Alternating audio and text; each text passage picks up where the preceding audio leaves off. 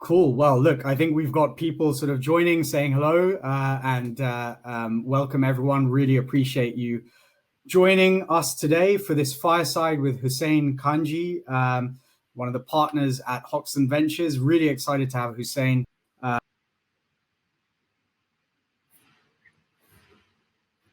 bit over. Uh-oh. I maybe had a slight glitch in my connection. Hussein and I have gotten to know each other over the last year or so, and as I say, it's been really interesting understanding his perspective on a number of things, and I'm really glad that we're able to share it with everyone today. So first of all, welcome, Hussein. Great to have you here. Thanks. Excellent. So the way we're going to kind of structure this, just for everyone else out there, is we're going to talk through a number of topics, and then we're going to leave a hefty portion at the back end for Q&A. So please do feel free to put your questions in the chat. We'll be monitoring that, and towards the end of the session, we'll start picking up some of those questions. But Hussein, you just got back from the US, so I just wanted to kind of quickly get a feel from you on post-COVID US versus the UK or Europe. Have things kind of bounced back over there?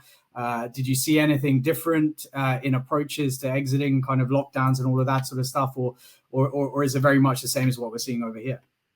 So it feels so much like night and day. So I was in 3 different states. I was in Wisconsin, I was then in Florida, and then I was in Georgia. Wow. COVID feels very much, there's still remnants of it. You still, in some places like retail establishments, you have to wear a mask. Restaurants are fully open, indoors and outdoors. No one wears a mask inside of any of these. Compliance is different in all of these places. In Wisconsin, compliance is about 47% vaccination. So 53% of people have chosen not to get vaccinated. Which is bizarre to me, but they also was a swing state, and they also wanted to vote Trump, which is also bizarre to me. You see lots of Trump 2024 signs in Wisconsin, which is kind of funny. Florida, I don't know, but like every Walgreens, which is the national kind of pharmacy chain, kind of our Boots equivalent, has a sign saying, come in for a vaccine. You don't need an appointment. It's free. It's super easy. In Georgia, my mom's neighbors have a kid who's 12, and he should qualify for the vaccine in about a week, maybe 2 weeks. That's when they're opening up to over 12s. Right now, they're over 18s. In Georgia, the compliance is 30%. So 30% of people who get a vaccine, can have chosen to take it, which is, again, really bizarre. But Georgia, again, was a swing state. So I think that goes hand in hand. Generally speaking, the news has nothing on COVID. And so I came back to the UK, and last night, we tuned into the BBC, and it's like all COVID news. It's all fear. The US is, it's all India variant or Delta variant or whatever the new variant is that's been called. In America, it feels like COVID's like kind of in the past. Everyone's kind of moving on. Yeah, everything's open, right? Everyone's going back to business. People are being somewhat cautious to some degree, but it's like they're moving on. Like it's not like, oh, there's another danger and there's another looming lockdown. Like that all feels like 6 months ago, 4 months ago. And I think a lot of it has to do with this vaccine rollout. Although I said, despite the rollout, like in both of those 2 states, nobody wants to. The majority of people do not want to take the vaccine. So let's see. But it does feel like COVID is more or less behind them. I think I'd much rather, we're probably going to end up making another trip to America, because if London is like this, although I saw the guidance yesterday saying you're encouraged not to go to an amber country, assuming you're allowed to still go to an amber country for a good reason, I'd just rather be in the US for a month or 2 while the UK kind of gets its act together on this stuff. Yeah, I think that's probably the calculus that a lot of people are doing at the moment. Interestingly, my daughter was meant to be going to Costa Rica, and that just got bumped to the red list. We were planning on being in Italy with my wife's family, and we'll see what happens there. But yeah, I think what will be interesting is the US. It does exactly as you say. It sounds like it's sort of bounced back, and it's, if not business as usual, getting very close to business as usual. And presumably that has some interesting economics economic kind of impact versus Europe, which is, you know, half and half at the moment. I think, you know, the jobs kind of numbers came out over the last couple of days, and those are really positive in the US. So I think that's really cool. And we will talk about a little bit about the difference between the US and the EU from a venture perspective. But I actually wanted to dig in a little bit into kind of, you know, the man behind the name, as it were, right? So you know, you've had a really interesting kind of history and background. You actually, you know, from what I could tell, had very little to do with finance when you kind of first graduated. I think you did like an internship at Merrill's, but then you went straight into kind of startup mode, worked with a lot of, you know, half a dozen or so, I think, early stage or start, you know, pure startups, before heading to Microsoft. And then you transitioned into venture thereafter, and not just into venture, but out of the US into venture. So I'd really like to just understand kind of the cadence of that journey, and what were the thought processes that you went through as you made those changes? Because for me, that's really intriguing, especially given that I think there's a lot more flexibility around kind of roles and careers, and obviously entrepreneurship, which, you know, we'll obviously talk about. So yeah, it'd be really cool to understand that. Yeah, so I spent a summer between high school and college, which, you know, is also code for like just being very young, and so not particularly sophisticated, you know. And I did it on the derivatives desk at Merrill. You know, I was kind of a math person in high school, so that kind of helps get on. I hated it. I mean, you know, I had no idea how much money people made, because you don't really ask that question, and people didn't really talk about it all that much. But from a day-to-day perspective, like, I found the job like insanely boring, and I didn't think the people were all that bright. Like, I found it was like a waste of a summer. Like, I would have much rather spent my summer interning at the New York Times, because the other thing I really wanted to do was be a journalist when I was a kid. And you know, going to Merrill was like, I kind of feel like it was a useless summer for me. So that was Merrill, and then I ended up at Stanford, and, you know, just being at Stanford and being in the Bay Area, I ended up interning at a what was a design agency. So that was the other thing that I really liked doing in my kind of youth. Was my career paths were journalism. There were probably not finance after the Merrill experience. There were design, like product design or graphic design, or coding, like as in being an engineer at a tech company. Those are kind of my variations. And so in college, I spent almost all my time on the school paper. Like I was one of the editors. Like, you know, I wrote like in freshman year, like 4 to 5 articles a day. Like, you know, like I was really busy with the paper. And then I spent a summer interning at a design studio. And then my degree was, you know, kind of this sister degree to computer science, which is symbolic systems, which is like half computer science, like half linguistics, psychology, philosophy, everything else kind of added up. So you could see like these things kind of playing out. So the design studio got me into tech, because the studio that I worked for was back then it was CD-ROMs were a thing. So Netscape had just come out. So it was a design studio that made a lot of CD-ROM type content.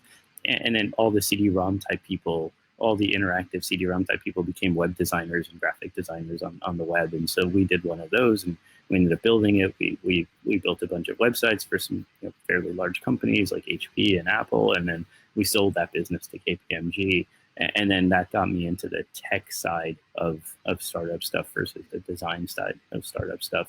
And so I ended up, you know, doing company stuff. And along the way, I got to know the venture community, because, you know, if you're building one of these startups or doing anything to do with startups, you end up interacting with the venture community. And I was like, that sounds like a great job. Like, you know, you basically get to sit back in your chair and listen to people who are a lot brighter than you, right? You know, kind of tell you what they want to build, and then you write them a check, and, you know, you actually don't do any real work. You just write them a check, and you kind of show up, and you get a lot of the credit, you get paid better, and you get all the returns and upside as well. You know, I was like, I want to do that when I grow up. And so I had a long conversation with one of my mentors, you know, who about joining his firm. And he's like, look, you shouldn't join the firm. Like, you should only join the firm as a partner. There is no real career path for younger people. And so what you should do is you should spend your 20s and your 30s kind of cutting your teeth, like predominantly your 20s, learning how to build one of these companies. Because if you flunk out of a venture fund, which is what most people who are younger will end up doing, because, it'll only be a 2-year or 3-year kind of program for you, and then they'll go find a newer model of you and replace you, and they're not going to promote you up. You should go spend that, and then you're just going to end up back in a company anyway. You should go start from working in a company. And I'd done a bunch of startups. He was like, you have really good startup experience, but you should go work for a bigger company for a while just to learn how bigger companies kind of think about things and how they build up scale and how they organize. And there's a whole bunch of learnings from there. And this is like early 2000s now. And when you think about the great software companies today, you think about the great software companies and the great internet companies kind of interchangeably. Back then, like the internet company of record would have been someone like a Yahoo. Google was just kind of getting started. Adobe was not really all that interesting of a place and hadn't really transitioned to being cloud oriented. Oracle was very much of a sales company versus a product management and engineering company. And so, the best software company in the world at that time was Microsoft. I reluctantly moved up to Seattle, which is where Microsoft is headquartered. I didn't particularly like Seattle. And I thought I'd spend like a year learning, year and a half kind of learning at Microsoft, and I'd kind of get that check mark and out of all the knowledge, right, and go do something else with my life. I ended up staying at Microsoft for closer to 4 years, it was like 3.5 years. And it wasn't until I forcibly pulled myself by going to business school that I kind of left the firm, because they kept giving me stuff to do that was interesting. And it was always like 6 months or a year. They keep you around until you kind of eject yourself. And business school is a good reason to eject yourself, because you're leaving to do something else that was productive. It wasn't just another job.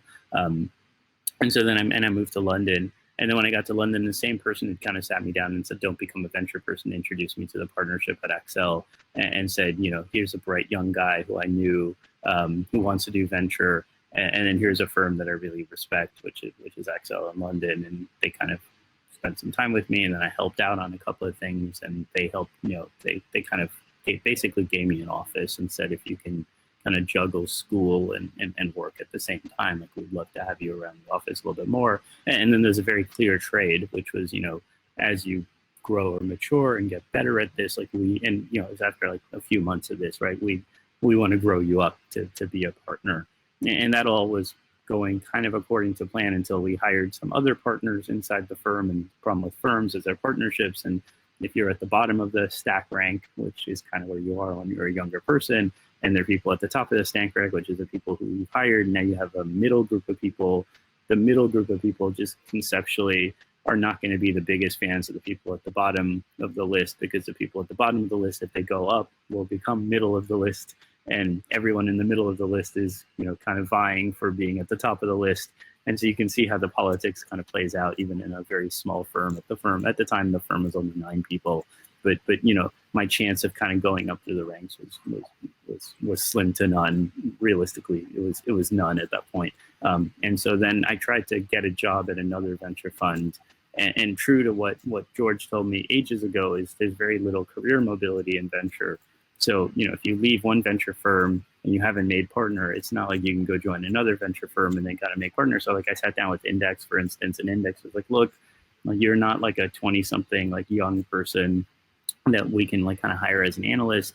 So you're not that interested. You're not a partner, as in like you're not a viable like returns producing person in your career. Like you're a high potential for that, but you're not there yet. So we can't hire you as an equity partner into the firm, and we can't hire you as a junior person in the firm because you wouldn't want that job. You're in between. We're not willing to take the risk of investing into the last year of like your training to have you kind of get promoted up. And they were really blunt about this.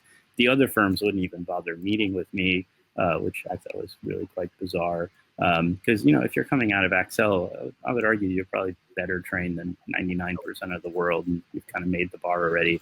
And then because I wanted to stay in Europe, because I thought Europe had a lot of high potential when it came to the tech industry, which wasn't there like 20 years ago. It's better to be in a place where the market itself is maturing, where you're early days in the market and the market's kind of growing up exponentially. That way you don't have to do a lot of the heavy lifting, right? The market kind of pulls you up. And I thought Europe definitely followed that route. And then the only alternative was to set up a firm.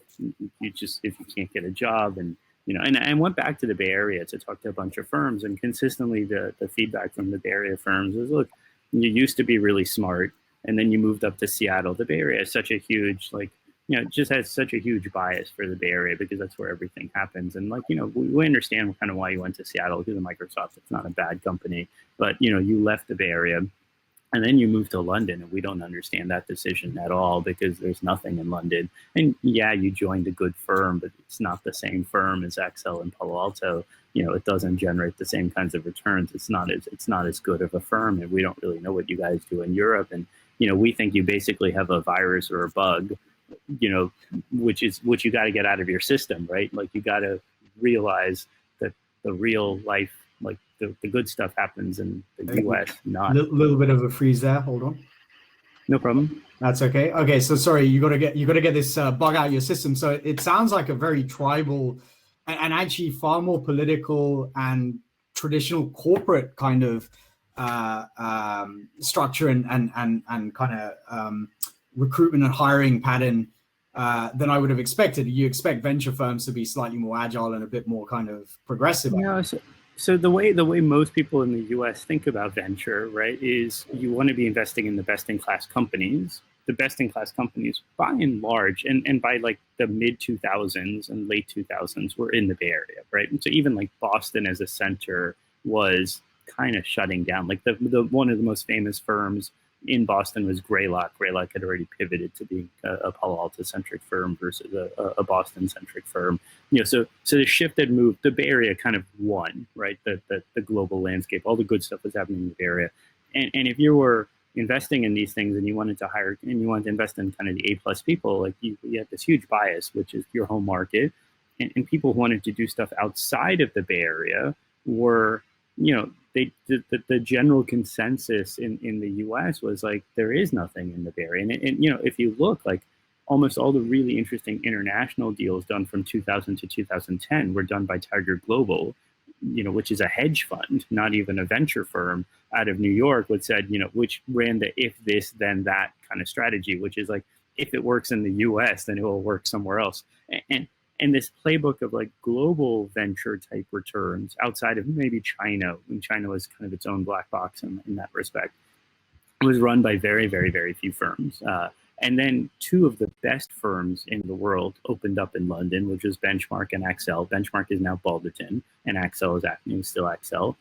And everyone in the Bay Area kind of has a view on everyone else's returns because they do get shared around by the LP community. Like, you have a sense, may not know the exact number, but those two firms were at best mediocre by U.S. venture standards. And so if you're sitting in a top tier firm in the U.S., it's like the rest of the stuff doesn't work. The stuff that works is focusing on the Bay Area. And then if you have a person on your team that wants to be in London, you really want to bring someone like that onto the team because they're just going to be unhappy being in the Bay Area. And that's the context at which, and then all your Rolodex stuff has to be in the Bay Area. So if you've been sitting in London for the last 4 years, like, the general view is you don't know anyone that matters in the Bay Area anymore. Like, you used to have those relationships. They've all kind of probably expired by now.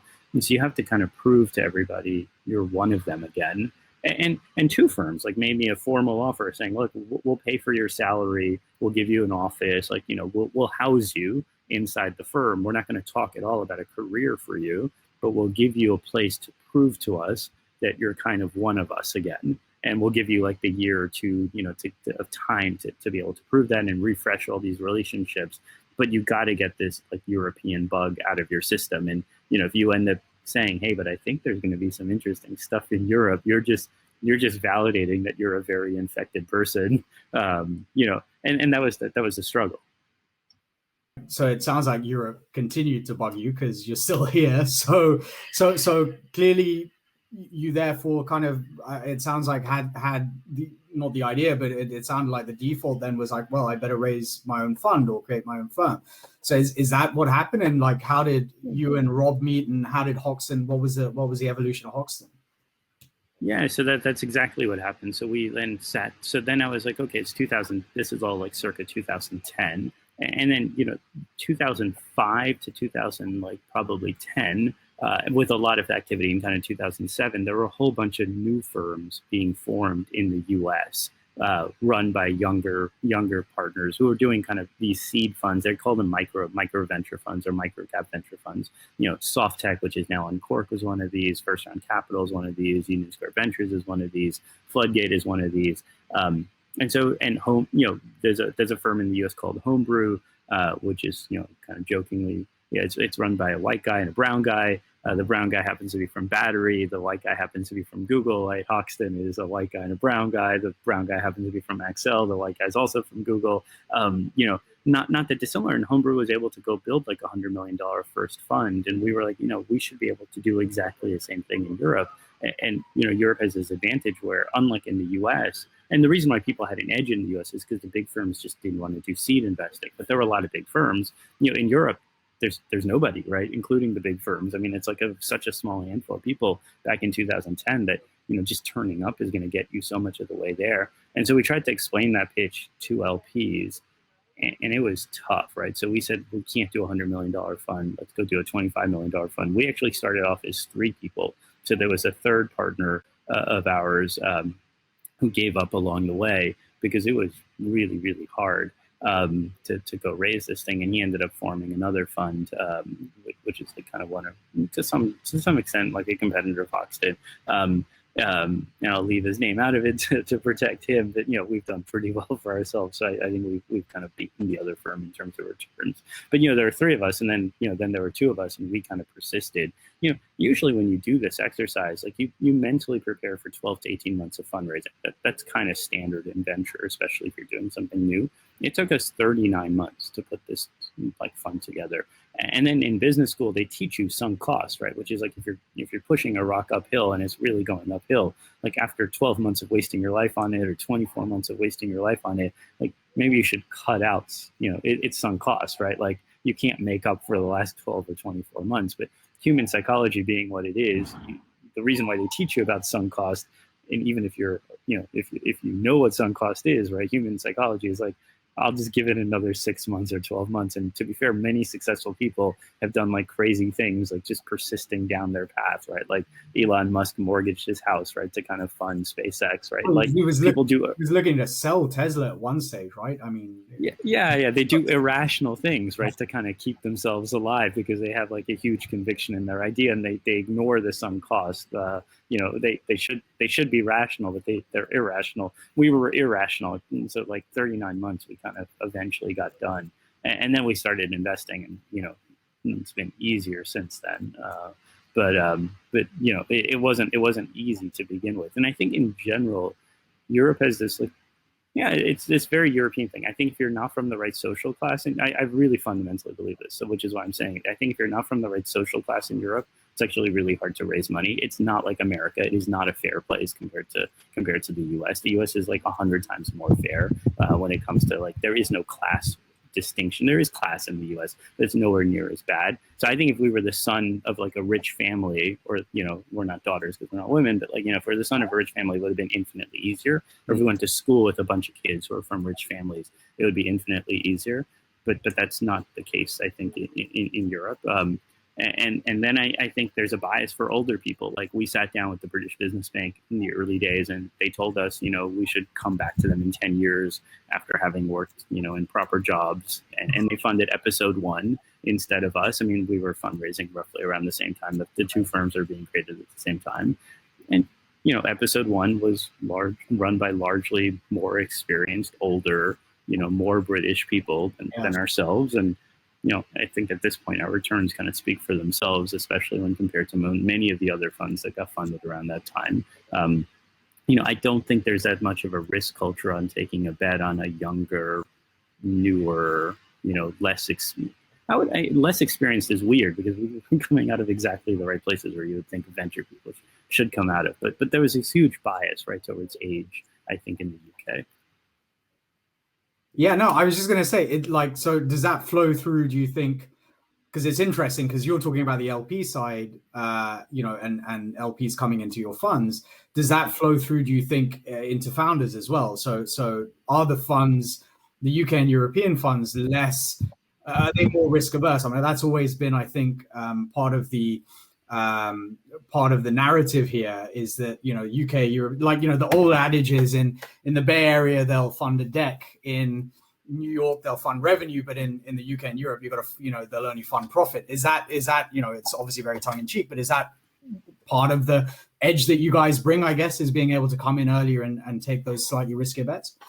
Yeah, I think that's definitely the bias. I mean, I think the more east you go until you get to China, the risk culture is significantly reduced. I think the German risk culture is even more risk averse than the UK risk culture, which is different than the New York one. And there's huge difference between New York and California, and the idea of taking bets on more unproven, up and coming founders is, I think there's a bias. Like, I think, Alex Chesterman at Kazoo is easy to fund for most people. Will Shu is less easy to fund. In fact, if I remember correctly, I don't even think some of the venture funds even met with Deliveroo in the early days, right? Because it was too raw, too immature. And kudos to Index for doing it from the very beginning. But like, I don't think that was true for most of the European firms. Now, again, this is all changing. Like, Europe is looking a lot more like the U.S. today. This is all like circa 2010, 2012, 2014, right? We don't look the same. I think people have understood why venture works. There's also a lot of money coming in. There's a lot more groups kind of forming. So, the market looks significantly different today than it did in the past. But yeah, back then it was incredibly risk averse compared to the way it was today. And like, we joke, like we put up our stats like on diversity. Like, we're not a diversity fund. Like, I really honestly don't care so much about the ESG stuff. Like, I think it's basically it's an excuse for like rich white women to be able to raise funds. Like, that's my view of ESG. But our ESG numbers are really high, like compared to the industry average, and they're much higher than many of the ESG funds. Because I think we look past all this stuff. Like, we don't really care if the person's an immigrant. We don't really care if the person's a minority. We don't really care if the person's a woman. What we really care about is, like, can they build something extraordinary? And if we think they have the potential, we write the check. And if you're trained to do this off of a sheet of paper, so super early days, all of that stuff doesn't matter as much to you, right? It's all about potential. You're basically investing on potential versus anything else. And potential can come out of anyone, kind of anywhere. We have a huge amount of investments now in Eastern Europe. And, that's all like kind of high potential, right? Because those economies are not that big. And many of those countries, like we funded someone in Belarus. Like, Belarus is a mess right now. Like, you can't take any kind of bet on Belarus as an economy, just given what's happening politically. But you can bet on the people who are coming out of Belarus. And sure enough, they've had to move to the UK and they're moving over to California. But that's all part of the journey in our mind. Yeah, I mean, that's a really interesting take. So from your perspective, diversity flows through because you've already looked past, I guess, you've gotten over the fact that there needs to be kind of a prescriptive way of doing it. Your attitude is that we just fund the best in class, irrespective of who they are, where they're from. And because we look at everything and everyone, we don't necessarily therefore lose out because our top of the funnel is big enough that we're getting the right deals coming through. So I guess what that tells me is that, Hoxton is a friendly fund. And what I mean by that is, and I remember, because I think I met you 4 years ago, you gave me your card at some really random event. And all I remember about the event was there was some sort of like AR medical device. I think it was like training doctors or something at the time, surgeons. But the point is, I think you gave me your card, and I guess the question I'm asking is for founders out there that are looking to raise their kind of pre-seed, seed, is Hoxton the right place to be looking? Do you look at everything? What are the red flags? What are you not looking for? I guess, which is everyone asks what you are looking for. What aren't you looking for? Because I think that's really important to understand. So what we aren't looking for ties really much. We have a pretty simple heuristic, which we write on our website, but I don't think anyone reads that page, so we have to redesign it.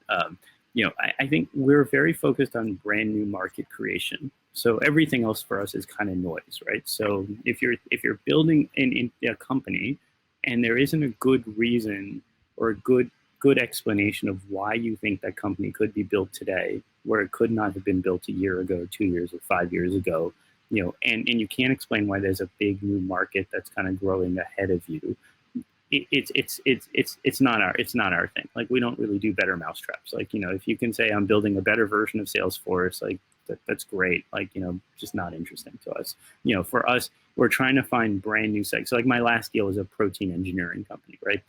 They can run artificial intelligence against disordered proteins. They can simulate them, and they can create alternatives like disordered proteins that then bind to those proteins. And you just could not run that computation, and even really, really large research groups like DeepMind can't do this kind of work. It's fundamentally new. Now, what the heck you do with this is an open question, right? The business model for this is you sell this as software to pharma companies and get kind of a services fee or a license fee, as a subscription fee.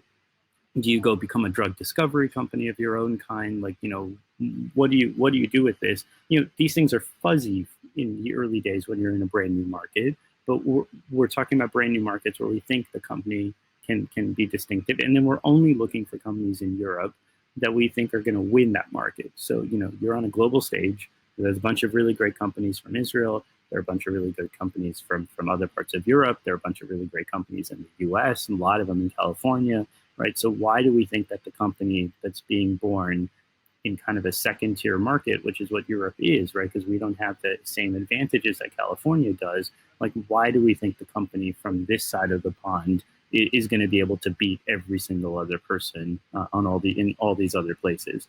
And if there's not a good reason for that, then it's also a pass. So for us, it's new markets, and then companies that can become the winners in those new markets, and everything else is in kind of noise for us. I think that's really interesting, and it's something that I talk to a lot of founders that we work with about. Like, I think there is an assumption amongst a lot of people that venture capital is there to fund all businesses, and I think the response I always give to a lot of founders is, no, it's not. It's venture capital is about funding businesses that scale fast, scale rapidly, and can effectively return the fund, right? So like, you aren't looking for, if you've got 10%, if you've got $100 million fund and you own 10% of a venture, you really want to, assuming no further dilution, you need that business to exit at $1 billion. Otherwise, it's not going to return the dynamics that you need it to. So that's really interesting. We're gonna and from a returns perspective, I was just chatting with a friend of mine before this over WhatsApp. Like, he's a hedge fund guy who's about to do his investment, and he was arguing with me about this. I was like, you can take my 10 years of venture history and put it in the box. Like, I'm just telling you what we do, right? And you can do it your own way if you want, but there's no point in asking me about what you do if you kind of want to do it. He wanted to run a DCF or an NPV type calculation, like on the cash flows, and then look at kind of public market comps and kind of work backwards. We don't think like that. For us, it's, we own whatever 10%, 15% of a business. When we make our investments, maybe it's like 20%, but it'll get diluted to 10%. Every single one of our investments has to be able to return the fund. So in other words, if we own 10%, we manage about $100 million. If we don't think that business is going to become worth $1 billion in the future, it's just not interesting to us. Now, these are arbitrary numbers, right? If a business could be worth $1 billion, who's not to say it can't be worth $1.5 billion? I mean, it's either going to get large or not get large. And if it's not going to get large, it's not interesting. It's a pass for us. And that's why we focus so much on these new markets and these kind of category winners. And, in Europe, there's a whole bunch of businesses that will get large off of doing the execution playbook, right? Rocket Internet kind of showed this, and, right now, there's a bunch of Amazon roll-up type businesses, right? People trying to, find small mom and pop sellers on Amazon. We philosophically just don't like the copycat type businesses. So you can make money, I think, copying businesses in the US and kind of localizing them in Europe. And the depth of the tech markets today is much higher than the depth of the tech markets like a few years ago. In other words, you can build $1 billion company, I think, focused on executing that playbook in Europe. You don't need to be global these days to become $1 billion companies. But, our view is, like, if we're going to try and turn, and this does permeate our thinking, and I don't think there's any shame in this, right? If we're going to try and become billionaires off of our own fund, and many of the really, really successful venture people in the Bay Area are billionaires, and they're not billionaires having been founders, been billionaires. They're billionaires in their own right from having invested in these kinds of companies. $1 billion is interesting, but on a 20% carry pool, that's a $200 million paycheck. Divide by 2, that's $100 million. These are phenomenally high sums of money. You're in the top 0.1%, whatever the number is. But if you're going to try and get to $1 billion each, right, you're going to have to generate $2 billion of wealth, which means at a 20% carry, you're going to have to create like 10 billion of wealth. We're trying to find companies that are going to be, and these days, I think in the tech markets, it's not insane to say I'm going to try and build $10 billion, $50 billion, $100 billion companies. You can do this when you invest into exceptional companies. Whereas like 20 years ago, it was hard enough to get to $1 billion, which is why unicorns were so rare. I think the markets are deep enough these days, especially where you have public market companies that are worth like 1-2 trillion. You can go build startups that start from scratch, and 10 years later, it could be worth like 10-50 billion. We're trying to find those companies, and our mind is those companies are not going to be the Amazon roll-up clones. They're going to be distinctive companies in brand new sectors, which we don't even know about today, right? Which are going to be the sectors of tomorrow, where they're going to be the winners in those sectors. And that's how you think you're going to get really, really, really high value. And you see it, by the way, between Deliveroo and DoorDash. Like when you look at DoorDash, it's a $45 billion company. You look at Deliveroo, it's like a $5 to $6 billion company. There's a huge difference between the two. I mean, we're early investors, super happy, but like, you want to be you want to find the winning company in the space that's the biggest company in the space globally. And that's the one that you want to be kind of behind, because that's how you really get the venture returns that you're shooting for. So that's really interesting, and I guess that kind of leads on to, just before we get on to the kind of Q&A, and there's a few questions stacking up here, but 2 IPOs and a reverse merger all in the space of sort of 3 or 4 months. First of all, congratulations. So Deliveroo obviously IPO'd, Darktrace similarly IPO'd, and Babylon Health looking to go into a reverse merger into a SPAC. What I guess the questions are, what stood out when you first invested, and equally, now that they've kind of they're on that exit path, was that something that had been planned, or the timing obviously seems like a bit like London buses, nothing and then 3 turn up in one go. What kind of triggered those, do you think? Well, we're in a bull market right now, and we're also in a market where I think the IPO window has been open now for a little bit of time, and it takes time for companies to mature. So these companies needed a few years to be able to mature. They've all matured in terms of they're all pretty sizable businesses, in terms of like their revenue numbers. So they could have gone public, any time in the last year. They could also go public like next year or the year after, but you don't know when the market's going to be this good or this open. So they've all kind of timed it around now. That's coincidence. It's the London bus problem. It's not a problem. It's a good thing. But these are all investments that we made back in 2014 or 2015. So these are not new investments for us by any stretch. And I always find it funny that there are a bunch of venture firms that will end up buying in, doing secondary or participating in a Series E, and it's a seed stage firm. And there's a top 10 seed list that Sifted wrote, and one of the firms. Where you're an analyst, right? I think in that. Yeah. That's because that's what it says on my LinkedIn. But that particular firm, I think, bought Series E stock in Deliveroo, and because they're a seed firm, right? The world thinks that they were a seed investor in Deliveroo versus the Series E, Series E investor. Whatever. I mean, we don't buy logos, right? So we only do these things. There's only one stage where we can really invest, maybe 2 if you include pre-seed. So pre-seed and seed. If we miss it on pre-seed or seed, it's too late, too expensive, not worthwhile enough for us to kind of participate. And so we don't tend to do them. So our buy-in price is only at 1 point. So you kind of really have to get it right at that point. Otherwise, you don't have a second shot. It's one of the beauties, I think, of being inside of a bigger firm like an Index or an Accel. You get multiple shots at goal, because even if you miss it at seed, you can do it at A or you can do it at B. We're just not big enough as a firm to be able to do that. And we don't manage enough capital. So our capital is just too precious for that. Yeah, no, it makes sense. And I mean, if you had to think back to those first investments, or those, or 2014, 15, when you first invested in those, what was it that stood out? Like you said, Will Shu at Deliveroo, like many firms maybe didn't even look. What stood out to you that said to you, this is worth taking a bet on? They were all brand new markets, so they didn't exist. So the most skeptical of the people would probably say, well, food delivery is not a new market, right? That was Just Eat. And, if people really remember history, which unfortunately most people don't, but, having been a little bit older in this cycle, I do, right? There was a company in New York called Cosmo, which was trying to do exactly what Deliveroo did. They raised $200 million in the dot-com bubble, New York, urban density, et cetera. And they failed miserably. They burned through it. It was like a dot-com poster child, right, for excess.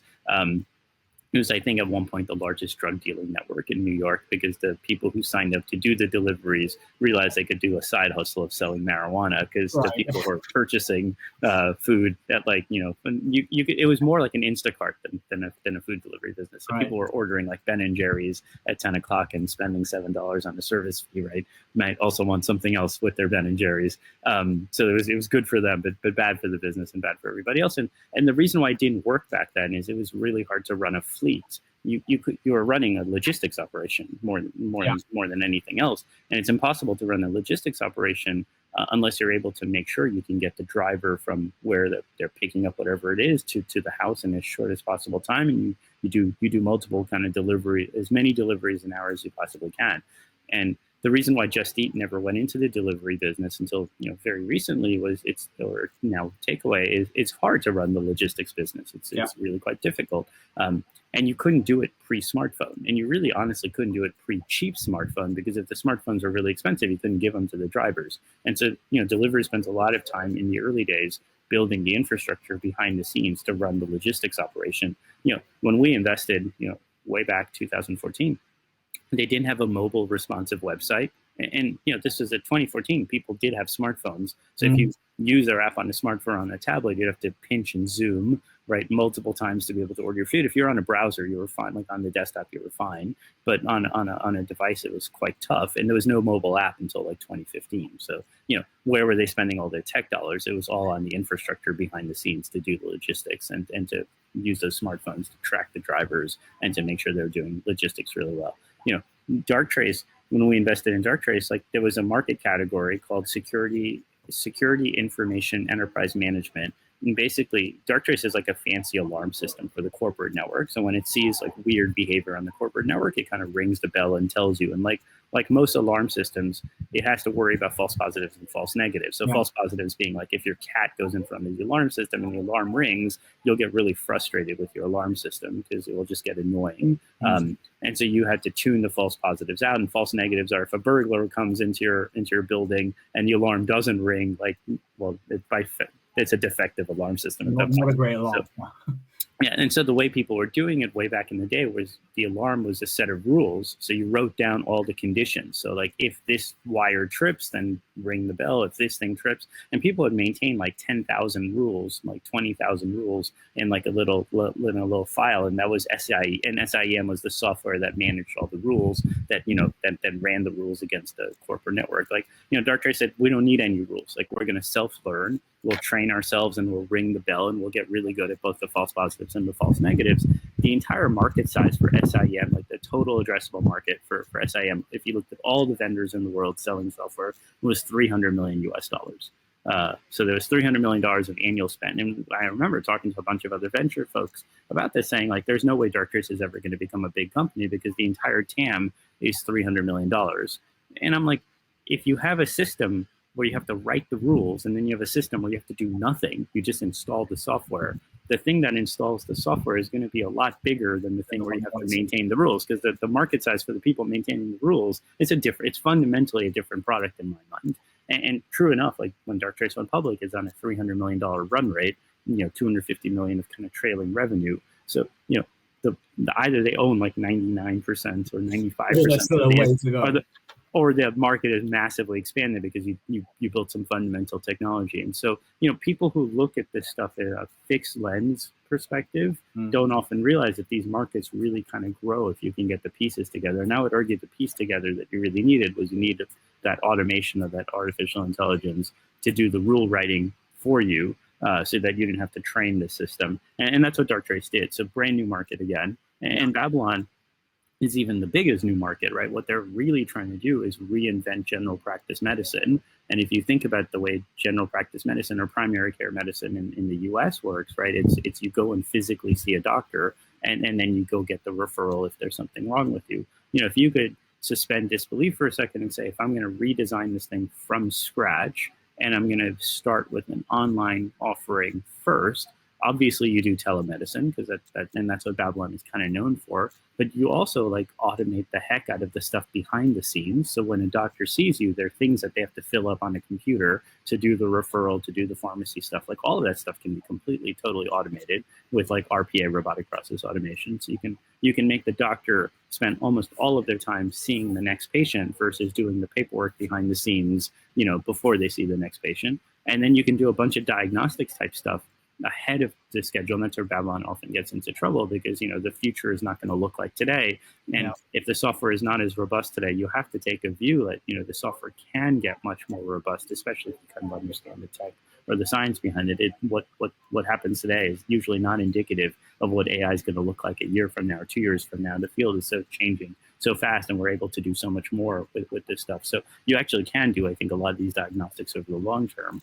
And then the other thing that you can do is like, if you think about like blood draws or like just going to the clinic to do the labs for this stuff, in an offline GP model, the process is very different. Or you go to a waiting room, you're kind of waiting around, the nurses have to see. If you started with this online model first, you could completely streamline having someone come in, just do the blood draws and get out of there. And so you can redesign physically how a clinic looks when you actually build clinics, taking into account like how you'd actually design a GP kind of in the modern era. And that's ultimately what they want to do. They want to redesign the way a GP works. And the GP is not a particularly great business. It's like a 10% margin business. It's not a high margin business.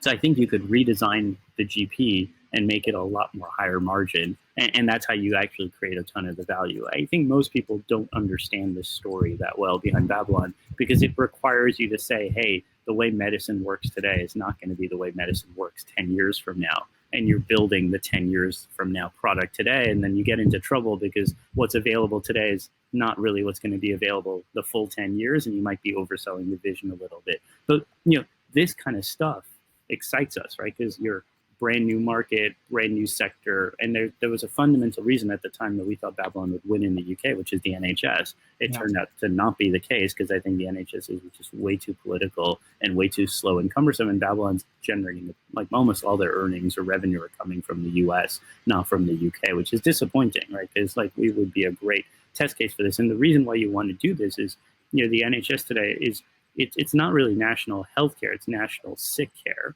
Because you go to the NHS when you're sick. And what you really want to do is you can build the GP model to be really efficient.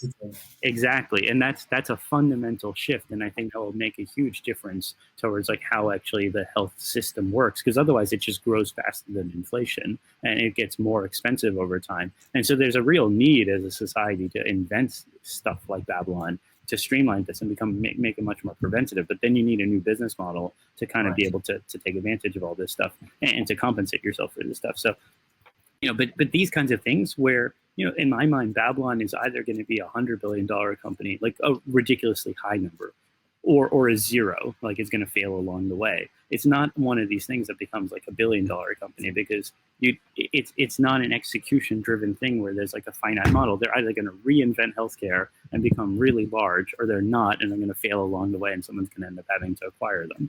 Right. No, that's super interesting. So I'm going to pause for about 5 seconds. We're going to take some Q&A. So first of all, thank you. That was absolutely amazing. So incredible to hear that. And I'm sure there's much more we could talk about. What we'll try and do with the Q&A is get through quite a few questions. We've only got like 10, 15 minutes left of the session. I'm going to just take one that, and maybe if we can do these almost as quick fire, Hussein, that would be great. But one of the questions we got kind of pre-launch of this fireside was, and I think it's really relevant based on some of the stuff you talked about. What would you prioritize when you're looking at a venture? Would you prioritize users over revenue, or vice versa? What's more important? Almost always users over revenue, because the revenue is the financial model, the P&L is not the thing that you're optimizing for, because the P&L is a consequence of how the business is doing. It's not the driver. In a big company, the P&L is the driver. Like you sit inside a big company, you optimize your budget because you know where you're going to grow.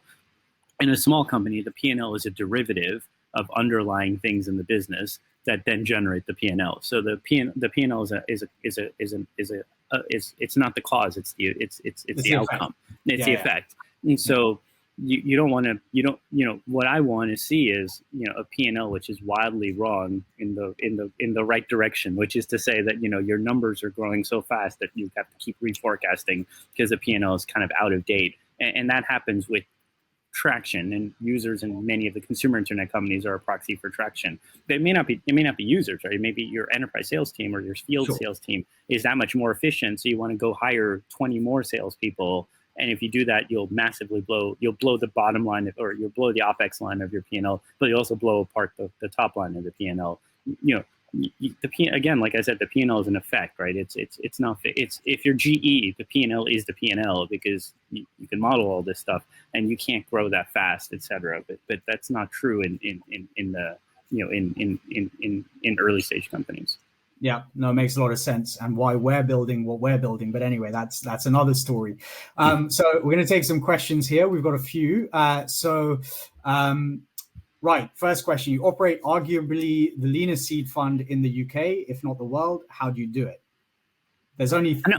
You've just hired a COO in the last 12 months, I think. Is that right? So it's 2 partners up until now, and now a third. Yeah, it'd be great to understand how. Yeah, so I was looking at this. I don't think we're all that lean by venture standards of kind of, venture firms have become a lot bigger over the last few years because people have started investing in like content marketing and services and recruiting and all the other good stuff that go, because the economy is really competitive in the venture market. So if you don't have those services, you kind of have to replicate what Andreessen Horowitz has to do. But if you rewind 10 years ago, and I was trying to find a venture firm to kind of explain this to people, and the names I gave have all kind of built up editorial teams, et cetera, so I can't use them anymore. But if you look at Greylock, so Greylock is a good one, Reid Hoffman's firm. Yeah. It's like, I think it's like 9 people. It might be like 12 people. It's really small. They don't have a lot of this stuff in their firm. They manage $4 billion of AUM. And I think that number is actually out of date. I think it's actually closer to $6 billion of AUM because they raised a new fund. So, a fund that's managing like a lot more capital than Hoxton, right? Whether it's 4 or 6, it's a lot more capital, is doing it with a team that's maybe like 4 times the size of Hoxton. We're 100 million, right? So 100 million to 4 billion, like that's a 40x difference. And there's only like a 4x difference in teams. I think a lot of the venture firms are not that big. Now, that said, I think what people... But then you have like Andreessen, who are the other like outlier in the other direction, I guess. Yeah. So Tiger Global in its heyday, like, and they had like spectacular returns doing international investing, which meant that they were doing stuff all around the world, right? Which would mean that they would need to go cover all the world. Was basically 2 guys. It was Lee Fixel, who's now gone to do Audition, and then he had like a junior, and I think at one point he hired a 3rd junior. I had a friend who interviewed with him, got the job, and then ended up leaving to go do a startup, who I think was his 3rd junior. But it was a tiny team that was generating. I think their average returns like about 25% IRR, and they've been doing that consistently for like the better part of 2 decades now. So they're really good at what they do, and I don't think Audition is all that big, which is Lee's new team. Venture firms are not designed to be like, unless you're going to do all this like extra services type stuff, it's a judgment business. And I would argue if you're doing seed investing versus like Series C investing, Series C investing, there's a bunch of work that you need to do before you make a decision. So either you outsource it by hiring advisors and you have a consulting firm kind of come in. That's the way private equity firms kind of work. Or you do it in-house and you have your army of associates or analysts kind of do the work in-house before you make a decision. And you'd be irresponsible if you don't look at everyone's statements like in more depth, right? Because why would you write a $50 million ticket into a business that's doing $50 million in revenue without looking at where the revenue is coming from? But if you're an early stage business and there's 0 revenue, you just got to figure out whether the market's big enough and can these guys execute, right? Exactly. There's no work there's work to do, but there's no like diligency type work to do in the financials. The diligence work is like you call up people who are in the business and you figure out. So like when Darktrace comes in and walks through the door, how do you know that this SIEM market is not going to be fixed? And how do you know that this new thing that they've built can actually really radically expand the market? Like you've got to talk to insiders in the industry. And most cybersecurity businesses, like their stuff all feels kind of similar to other cybersecurity businesses. So how do you know that Palo Alto Networks or FireEye are not going to, they don't have the Darktrace like feature set in their next generation product kind of pre-built. The only way to do this, and the way the industry works in California, which is why I think Europe actually fundamentally has a disadvantage, is all the people know each other. So they pick up the phone and they call their friends and their classmates and their colleagues who are now executives at those companies, and they collect insider information. Now, it's really legal insider information, unlike the public markets. But the reason why I think Europe defaults to the clones is because when you can't collect insider information, the next generation interesting business looks just really risky. When you can when you're Sequoia, you can call up your peers at other people, who are on the company side versus on the venture side, and figure out this new thing is actually quite novel, quite distinctive. It's really easy to sit down and write the $10 million check, right? Because you have enough information to justify it. When you're in Europe and you can't do that, you're like, oh, I just, I've seen this thing work in the US, and now I can go build the UK equivalent or the German equivalent. It's just it's a very different framing, I think. And so if you're not a partner, if you're not senior enough to be able to make those calls, you can't really delegate that to like a 22-year-old kid out of Oxford and say, okay, I don't know anyone at Cisco, so you go on LinkedIn and you go find like the senior VP who's in charge of that division, and you get them on the phone and find out, if they've got a dark trace competitor brewing in their organization. Like, no one's going to tell you. Like, you could be like the most gifted 22-year-old. You're not going to get that answer. The only way you're going to get that answer is if the senior VP happens to be someone that like from your college days. It's like a very, very close relationship. Yeah, so that makes sense. So basically, you're lean not even by design. It's just you have no need for additional. Yeah, although that said, I would love to be like a 5 or 7 person partnership versus a 3 person partnership now, because you get what's your Twitter feed now, like, just explode with kind of requests. But the challenge for us is we're $100 million fund. So to sustain a 7 person or 6 person or 5 person partnership would have to be a 200 million fund or a 300 million fund. And then if we're a $400 million fund, then we're not going to be doing seed investing anymore. We're going to be doing Series A investing and Series B investing, and the whole model shifts away from seed, into A's and B's, and then you look like a different firm. So there's this natural tension where you want to be a little bit bigger, but if you become that much bigger from an AUM perspective, like an assets under management perspective, then you shift your strategy and you're not seed anymore. So the right number probably. It's a conflict. To grow, you'd have to change literally the operating nature of the firm, which is not what you want to do. Exactly, and I think you could run seed effectively until about 200 million, and above 200 million it starts to break. So at 200 million, you might see Hoxton go from like this 2+1, 2 partners plus a COO, to maybe a 4+1 type configuration. But in order for us to be 7+1, you'd have to be a 400 million fund, and then if you're 400 million fund, you're not doing seed anymore. Amazing. So we're getting close to an hour. We're gonna do another couple of questions, and if you're happy to continue, Hussein, that'd be great, because there's a couple of really interesting ones. One that I'll come back to, but one question someone in the audience had was from Zubair. He wanted to know if you could choose one job or experience or course which provided you with the skills you use most in venture today in 2021, which would you highlight and why, based on like the career and the path you've had? I mean, that's a good question. I don't think there's any one like course or anything. Like venture, like if you read the Peter Thiel book, 0 to 1, I think that's all you really need to read to understand how venture stuff works. And then the rest is like, the theory behind venture is really easy. Like if you want the second book, it's Brad Feld's book on venture term sheets, venture law. Like between those 2 books, you have all the mechanics that you need. Then the question is judgment.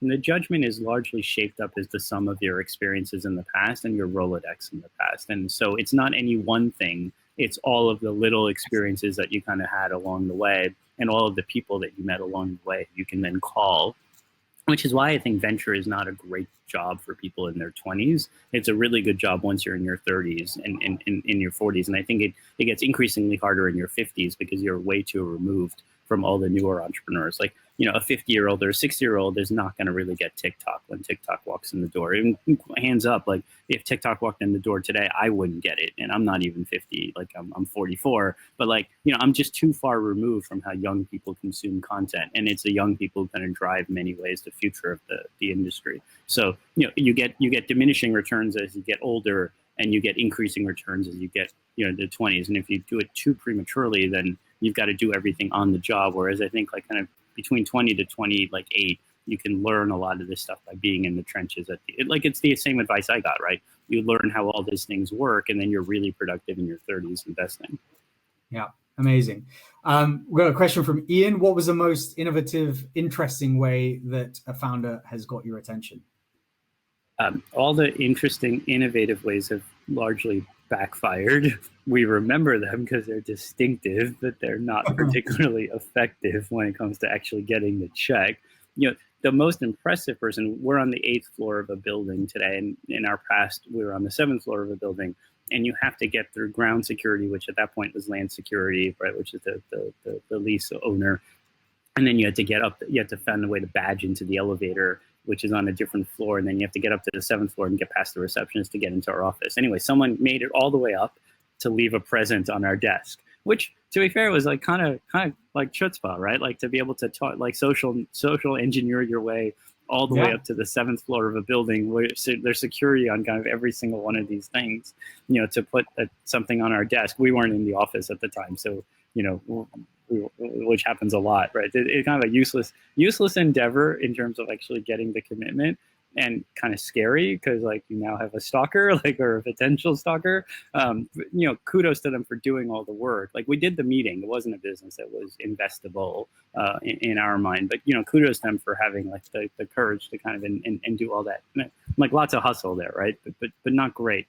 The best stuff for us is like people picking up the phone and saying, this is a super interesting business. They're in totally a new market, right? It's someone that's kind of already in our extended network who kind of gives us the call saying, you have to meet these guys or girls. Like they're totally on top of like a new thing. And you should spend some cycles with them. Like, we leave the door open for everybody, but like that's the best. Uh-oh. I lost you again. Hey, sorry. Yeah, you leave the door open, but at the end of the day, it's the business. Presumably, it's the business stroke the founders and the opportunity that counts, not how you got through the door, right? Correct. And just as a kind of final, so the flip of that is in the early days. You got a question here from Taz. In the early days, how did you get into those deals? Like, how did you make yourselves known in the marketplace that you're open for business? So Will at Deliveroo had a classmate from his undergrad who was a friend of mine. Will was still in business school, brainstorming the idea that became Deliveroo. Wanted to brainstorm with a few other people, so we were on a sounding board. So we saw him that way. Ramin, not Ramin, Raveen, who used to be Ali's COO at Babylon, was a colleague of Rob's at Google, and so Rob contacted Raveen and said, "I'd really like to meet Ali." And then Darktrace was, we got introduced to him by a family office, and we went to talk to them, and they said, we don't want any venture money. We think all you guys are kind of, not particularly nice people, and you have really strong opinions, and we don't really need you because we've built a company before, and we know what we're doing. And then it was a bunch of salesmanship on my side to convince them that we were actually going to be valuable. And it was a polite. They took the meeting out of politeness to basically throw us out, right? And hear us out and throw us out, and that ended up turning into a pretty big investment for us. So we clearly got along and said some stuff there. We actually gave them a lot of information about the growth of another company that wasn't quite a competitor, but was comparable enough, and right. They went off and researched what we told them. And they realized a lot of the stuff we told them was actually really insightful. It wasn't information in the public domain, and they then tweaked their model to encapsulate a lot of the learnings that we kind of gave. And they said, you're going to be a value add investor for us, as in there's stuff that you know about that we don't know about. Even if we know a lot of stuff and we can do 99% of this ourselves, that extra 1% might actually be useful enough for you to be able to have you as an investor. And we'll dilute for that reason. Amazing. We're going to do one final question. And I think what we might do is drop you an email with all the balance that are there and see if we can get you to make a few comments. But I think this is one that will probably be pretty interesting for everyone, which is there a common trait amongst the founders that you invest in? What is the thing that you look for in the person? So the market is one thing, but we all know that execution is pretty key. So what is the thing that you look for in the founders when you're making decisions? Yeah, so we had an in-house kind of coaching session this morning between us and kind of our coach, and we're meeting as a group, including some of our venture partners, and they said this other venture firm looks for people who are, they're very driven, but they're almost kind of mentally, like, they're kind of oddball characters, right? That they're almost not too nice. They're so driven that they're almost like not the nicest people in the world. And that's kind of the heuristic that they look for on their founders. I think our founders, some of them are like that. Some of them are like super, super, super nice people. And this person was telling us, they passed on, this firm ended up passing on one of our other investments because the founder was too nice, and they loved the business, but they couldn't get past the last 5% because they thought the founder was almost too nice and wasn't mentally kind of, this broken person. Rigid enough. Yeah, I think for us, what's mattered more than the founders is the people that they hire around themselves. So we found consistently that really great founders are able to pull other really exceptional people out of jobs. And whether the founders are nice or the founders are like, so driven that they're maniacal is the word, sorry, that our venture partner used for that particular firm. Whether they're maniacal or they're just like really sweethearts, it doesn't matter, right? It matters like who they end up surrounding themselves with. And, there's this old saying that A people hire A people, B people hire C people hire D people. And you see that, right? And you don't get people joining young early stage companies unless there's something special about that company or something special about the founder. And so you see, and so who they hire says a lot more to us. Like, so they could be like a dropout from college, right? 21 years old or 20 years old. But if they're able to then surround themselves with extraordinary people, they're probably more likely to succeed than not, right? And these companies are largely built off of a good idea, which we can figure out if the founders have or not, capital, which kind of is coming from us in many ways or other people downstream, and then people. And so, we can screen the idea, we can write the check for the capital. The people is the one that is really hard to solve for, because that's what you're effectively betting the company and the founders to be able to do. And if they're able to hire those kinds of people, they're on to something really great, because it's not that hard to build one of these companies if you have those three ingredients. That is absolutely amazing, and I mean, certainly the lessons that I've learned in 15 years of running businesses one way or the other, and certainly the last 5 or 6 years in tech and venture, is that it's all about the teams, right? And that's something that certainly, as I've been building the ventures that I am, is top of mind. So look, I would really like to thank you, Hussein, for joining us today. There's so much more. I think we could probably cover. There's a bunch of additional questions I say that we'll drop down to you. But thank you very much. Where can people find you? I know you're on Twitter. Is that at @Kanji? Is that the best place to look for you, or where do you hang out? Twitter is easy, but it's hard to message on Twitter unless you're each following each other. Otherwise, LinkedIn or email. The email is Hussein@Hoxton.vc. Amazing. Well, look, thank you, Hussein. Really appreciate your time. It's been wonderful having you here. And I look forward to our next chat. Excellent.